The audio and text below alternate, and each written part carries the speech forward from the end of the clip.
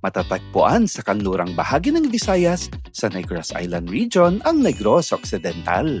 Nangaakit na karagatan, lunti ang kabundukan, tahimik na kapaligiran, at may natatanging makulay at magandang sunset view pagtakip silim. Tara at explore natin ang Negros Occidental.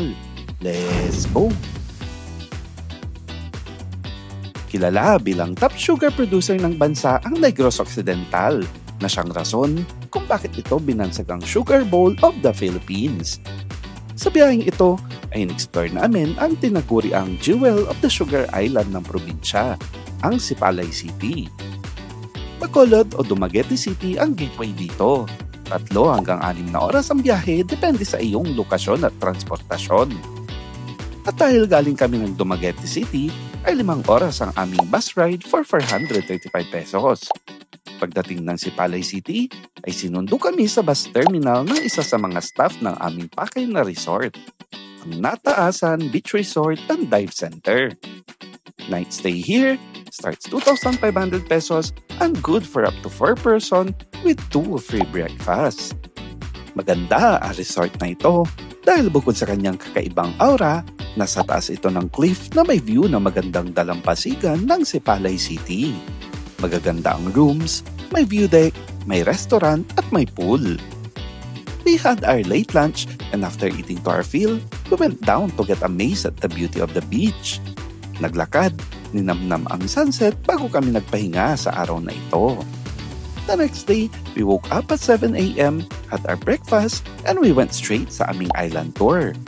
This cost 1,500 pesos and good for up to 10 person. Una naming pinuntahan ang Maasin Island. Makikita dito ang Sulusi at katabing mga isla. Meron din itong nakatagong kuweba kung saan makikita ang natural rock formation at mga nabuong crystals.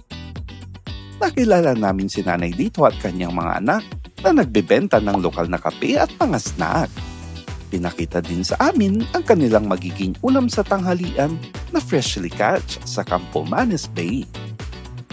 Sa Marine Sanctuary naman kami nag-swimming at snorkel habang pinagmamasdan ang mga naglalanghuyang mga isda.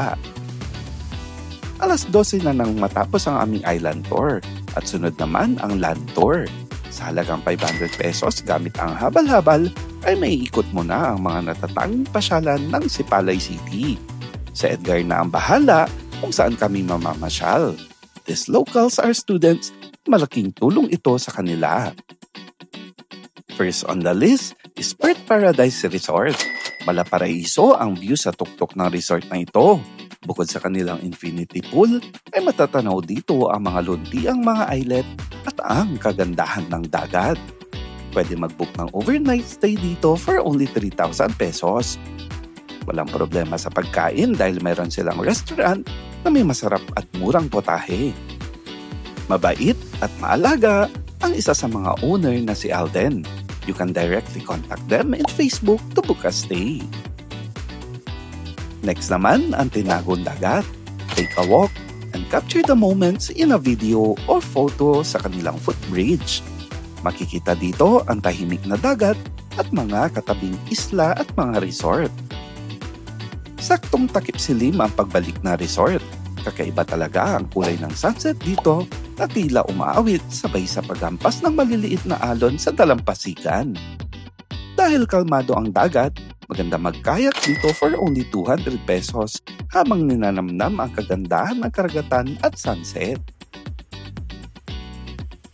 We rented a van for 6,500 pesos on our way back to Dumaguete City. This can accommodate up to 12 person and this is the best option if you're considering efficient travel time dahil 2.5 hanggang 3 oras lang ang biyahe. Contact Glenn Mendoza for details. Marami pang lugar ang Sipalay City, mga karatig bayan at syudad ang di pa natin napapasyalan sa probinsya ng Negros Occidental.